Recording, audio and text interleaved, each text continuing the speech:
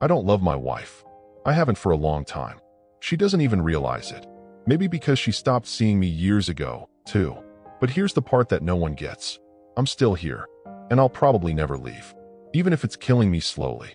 This is not a story about cheating, or betrayal, or anger. It's about something quieter, and maybe sadder. It's about staying, even when you're breaking inside. So grab a seat. Because this story, it's not about heroes or villains. I never imagined my life would turn out this way. I'm 39 now, been married for 11 years. No kids, no real excitement, no big betrayals, just a quiet, exhausting kind of sadness that has taken root in my bones. I don't love my wife. I haven't for years. And yet, I'm still here. People who hear that probably think I'm some kind of cold monster, or that I'm cheating, or that I married her for money. None of that is true. I wish it were that simple. At least then I could tell myself a story that makes sense. But it's not. Let me back up. Her name is Rachel. I met her when I was 25 and she was 23. We were co-workers at a tech startup that no longer exists. She was kind, pretty in a classic way, and incredibly efficient. I was drawn to how capable she was, calm under pressure, the kind of person who planned weekend hikes and had extra sunscreen in her bag just in case. She made me feel like I could be a better version of myself. We dated for 2 years, got married because, well, it felt like the next step. Everyone around us was doing it. I wasn't head over heels, but I thought that wasn't real anyway. Just chemicals and unrealistic expectations. What we had was practical, safe. The first few years were fine. Dinners at home, shared Spotify playlists, the occasional vacation to a cabin in Vermont. We tried to have a baby, but after a miscarriage at 9 weeks, Rachel didn't want to try again. I was disappointed, but I didn't press. Somewhere around year 6, I started to feel numb. Rachel had changed. Not in any dramatic way, just slowly. She lost interest in everything outside of work and TV. She stopped reading, stopped hiking, stopped talking about anything beyond her spreadsheets or coworker drama. Sex became rare, then non-existent. At first I asked if she was okay. She said she was just tired. Always tired. Too tired to go out, too tired to talk, too tired to care. Eventually, I stopped asking. She started gaining weight. Not that I cared about her appearance, but it was just another sign of how little she cared about anything. Meals became whatever was fast. Takeout. Frozen dinners. She used to cook elaborate meals when we first moved in together.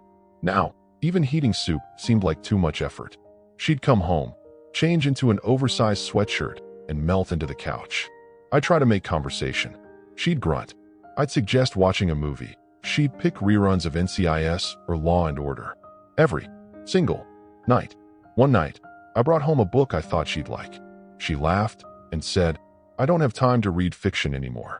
That was when I realized I didn't recognize the woman I married. But here's the thing, I still stayed. I don't know if it was guilt, inertia, or just the quiet dread of starting over. Then, 2 years ago, she was diagnosed with a chronic illness. Nothing terminal, but something degenerative. It affects her joints, her energy levels, her ability to walk without pain. She had to reduce her hours at work. She can't drive long distances. She sometimes needs help getting out of bed. And suddenly, I became a caretaker. There was no big talk about it. It just happened. I drove her to appointments, picked up medications, cooked the meals she used to cook for us. I cleaned. I did the laundry. I adjusted my work schedule. I learned how to give injections. I sat with her during flare-ups, listening to her groan in pain while I rubbed her back. She never thanked me. She never really noticed. She became colder, more irritable. Everything was about her pain. I understood it, I really did, but I missed being seen. I missed being someone with feelings. I missed laughter. I started journaling at night, just to vent. Then one day, I wrote in my journal, "I don't love her anymore." And the moment I saw the words, something inside me clicked. Not in a dramatic way, just a sad, quiet acceptance. I didn't love my wife. I resented that I had to care for her, physically, emotionally, financially. And yet, I would never leave. Why? Because Rachel has no one else. Her parents died within a year of each other. She's an only child. Her friends drifted away after the wedding. She never made new ones. She doesn't have the energy to socialize or build connections. If I left, she'd be alone. Utterly alone. She'd never admit it, but I know she would spiral. I've thought about what would happen if I walked away. If I packed a bag and said, "I'm sorry, I can't do this anymore. Would I be happier? Maybe. For a while. But the guilt would eat me alive. She didn't choose to get sick. She didn't choose to lose her spark. Life just happened to her. And now I'm the last person holding her world together. And part of me, the part that still remembers the girl who made trail mix from scratch and kissed my shoulder in the mornings, still wants to protect her.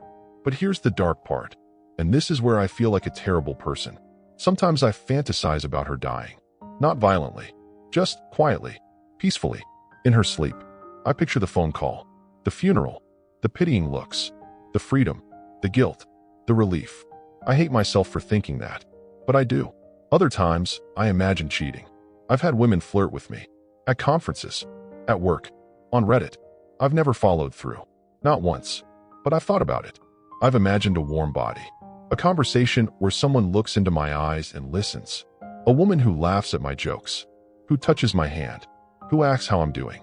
But then I make her tea and rub her knees and remind myself, you are her entire world. Last month, I took a day off and went to the lake alone. No phone. Just me, the water, and my thoughts. I watched the sun move across the sky and asked myself the hard question. Is this the life I want until I die? The answer was no. But the next question was harder. Can I live with myself if I leave her? And the answer was also no. So here I am. Trapped. Not by a person, not by law, but by duty. And the twisted, painful threads of love that still tie me to someone I no longer recognize. I don't need advice. I don't want pity. I just needed to say it out loud. I don't love my wife. I resent taking care of her. But I'll never leave. And maybe that's what real love is, in the end. Not passion, not romance. Just the choice to stay, even when every part of you wants to run. It's about real life. And real pain.